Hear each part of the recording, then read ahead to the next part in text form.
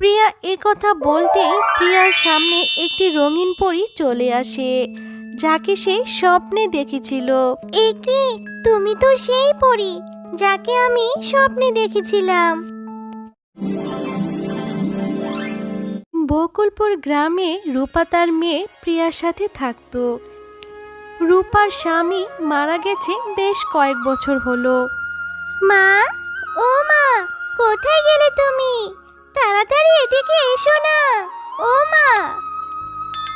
কি হয়েছে কি? হ্যাঁ, এভাবে চিল্লাচ্ছিস কেন? সারাদিন তো বাইরে টোটো করে ঘুরে বেড়াস, আর বাড়িতে এসে খালি মামা বলতেই থাকিস। আরে মা, তুমি এত রাগ করছো কেন? দেখো না, কত সুন্দর ফুলের গাছ নিয়ে এসেছি। জানো তো মা, এই গাছটা আমি রাস্তার ধারে পেয়েছি, তাই ভাবলাম বাড়িতে নিয়ে রোপণ করব। হ্যাঁ মা, খুব ভালো করেছিস। তোর তো সারাদিন গাছপালা আর পশু পাখি নিয়ে পড়ে থাকা। গাছটা তাড়াতাড়ি রোপণ করে আমার কাজে একটু সাহায্য করতো। আজ অনেক দেরি হয়ে গেছে। আমার কাজে যেতে দেরি হলে মালকিন যে আজ কাজ থেকে তাড়িয়ে দিবে। ওই কাজটা করেই যে আমাদের সংসারটা চলে। আচ্ছা মা, আমি এক্ষুনি আসছি। গাছ বন্ধু, চলো আমার সাথে। এই বলে প্রিয়া ফুল গাছ নিয়ে সেখান থেকে চলে যায়। এভাবেই দুই মা মেয়ের দিন খুব ভালোভাবে কাটছিল। একদিন রূপালী কাজে যাওয়ার জন্য বের হচ্ছিল। প্রিয়া, কোথায় মা? তুই কোথায় গেলি রে? মরে গেলাম রে। এ কি মা, কি হয়েছে? তুমি এখানে পড়লে কি করে? ওঠো, ওঠো মা। মারে, আমি যে এখান থেকে ওঠার কোনো শক্তি পাচ্ছি না। মনে হচ্ছে যেন পাগুলো অবশ হয়ে গেছে। আমি যে কিছুই বুঝতে পারছি না রে। হঠাৎ করে কি হলো বলতো? তুমি কোনো চিন্তা করো না মা, আমি তোমার কিচ্ছু হতে দেব না। আমি এক্ষুনি ডাক্তার ডেকে আনছি। এই বলে প্রিয়া ডাক্তার ডাকতে যায়, আর কিছুক্ষণ পরেই ডাক্তার ডেকে আনে। ডাক্তার রূপাকে দেখে বলে সে প্যারালাইসিস হয়ে গেছে, সে আর কখনো উঠতে পারবে না। এটা শুনে রূপা ও প্রিয়া অনেক কষ্ট পায়। মা, ও মা, আমার যে খুব খিদে পেয়েছে। ঘরে কোনো খাবারও নেই। আমি যে খিদের জ্বালা আর সহ্য করতে পারছি না মা। মারে, আমি কি করব বল? আমিও যে কিছুই করতে পারছি না। সৃষ্টিকর্তা কেন যে আমাদের সাথে এমনটা করলো? প্রিয়া, মা, ওই ঘরে একটা বাক্সে দেখ কিছু টাকা আছে, তুই ওগুলো নিয়ে কিছু কিনে আন। রূপার কথা শুনে প্রিয়া সেখান থেকে চলে যায়। এভাবেই খেয়ে না খেয়ে কোনোভাবে প্রিয়াদের দিন কাটছিল। একদিন রাতে প্রিয়া ঘুমাচ্ছিল। প্রিয়া, এই প্রিয়া, তুমি আমার কথা শুনতে পাচ্ছ? হ্যাঁ, শুনতে পাচ্ছি। কে তুমি? কি সুন্দর দেখতে গো তুমি। হ্যাঁ, আমি দেখতে খুব সুন্দর, কারণ আমি হলাম রঙিন পরী। আমি জানি তুমি অনেক বিপদে আছো। শোনো, তোমার মাকে যদি তুমি সুস্থ করতে চাও, তবে 7 রঙের কলা খাওয়াও। 7 রঙের কলা এনে তোমার মাকে খাওয়ালেই সে সুস্থ হয়ে যাবে। 7 রঙের কলা? 7 রঙের কলা আমি কোথায় পাবো? দাঁড়াও, যেও না, যেও না বলছি, দাঁড়াও। তুমি আমায় বলে যাও 7 রঙের কলা আমি কোথায় পাবো। যেও না তুমি। এই সব বলতে বলতে প্রিয়ার ঘুম ভেঙে যায়।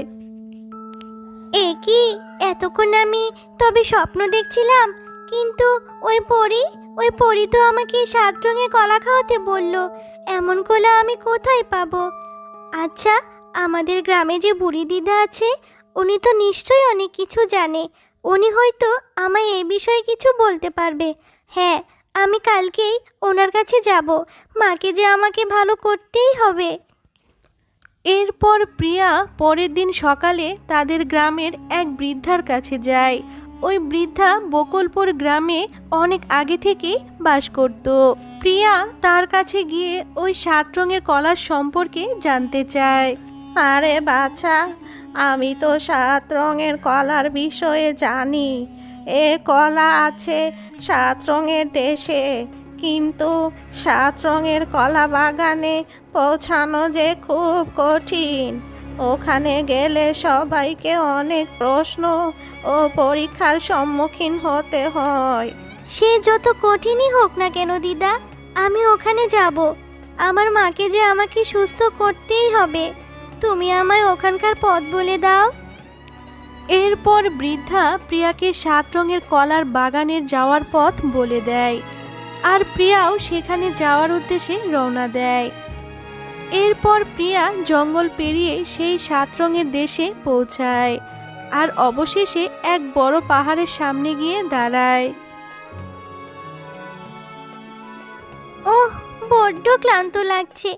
যাকগে, এই পাহাড়টা পার হতে পারলেই তো আমি 7 রঙের কলার গাছের কাছে পৌঁছে যাব।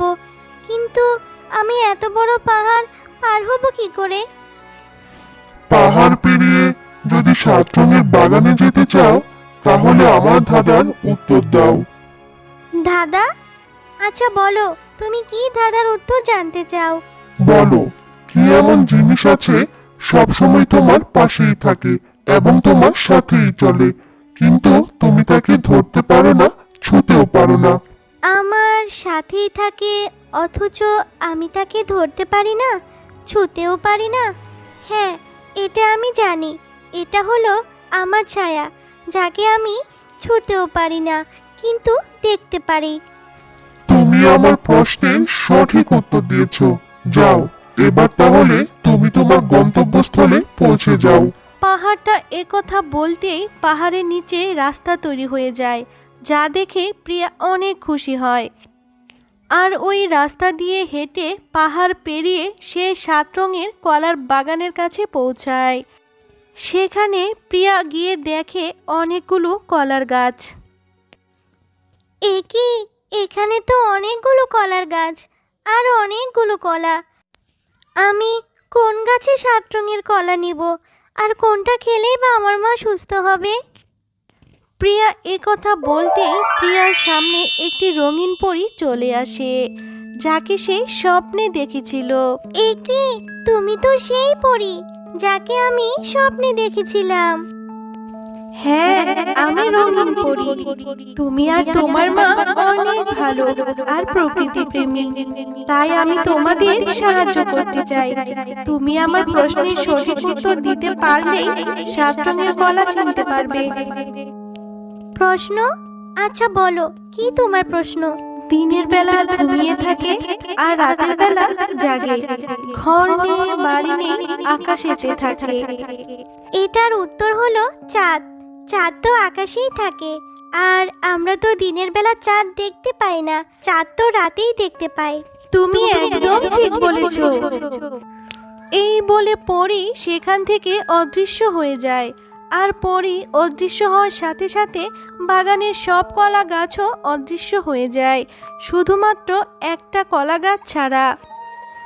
এরপর প্রিয়া ওই কলা গাছ থেকে 7 রঙের কলার একটা ছড়ি নিয়ে তার বাড়িতে চলে যায় আর তার মাকে খাওয়ায়।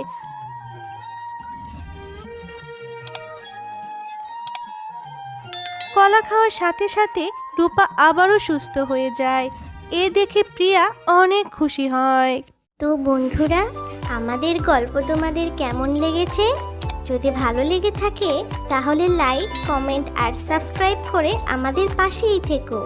আর হ্যাঁ, বেল আইকন বেলটি অন করতে ভুলো না কিন্তু।